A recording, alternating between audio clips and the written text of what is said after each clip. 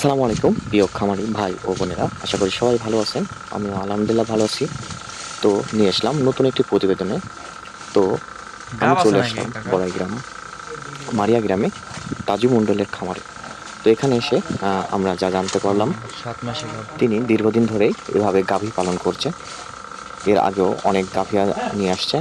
সেখানে আহ, কিছুদিন লালন পালন করে আবার ছেড়ে দিয়ে দিয়েছে, বা গাভ অবস্থায় ছেড়ে দিয়ে দিয়েছে। তো বর্তমানে তার ৩টা গাভী আছে। ৩টার মধ্যে ২টা প্রেগনেন্ট, এবং তিনি ফিউচারে আরও গাভী পালন করতে চায়, তার ইচ্ছা। তো তিনি গরুকে যেগুলা খাওয়ায় সেগুলো হলো, দেখতে পাচ্ছেন, নেপিয়ার ঘাস।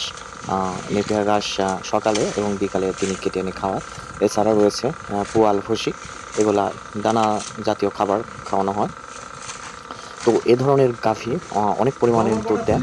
তো তিনি যখন বাছুর অবস্থায় কিনে দীর্ঘদিন ধরে লালন পালন করে গাব অবস্থায় বিক্রি করে দেয়, তো বাছুর সহ বিক্রি করে দেয়। তো এভাবে তিনি দীর্ঘদিন ধরে এই আহ, খামারটা পরিচালনা করে আসছে।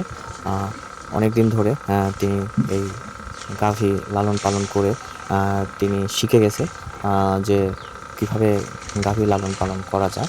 আহ, তিনি শুরুতে অনেক ভোগান্তি ভুগেছে, কিন্তু এখন বর্তমান তিনি একজন দক্ষ খামারি।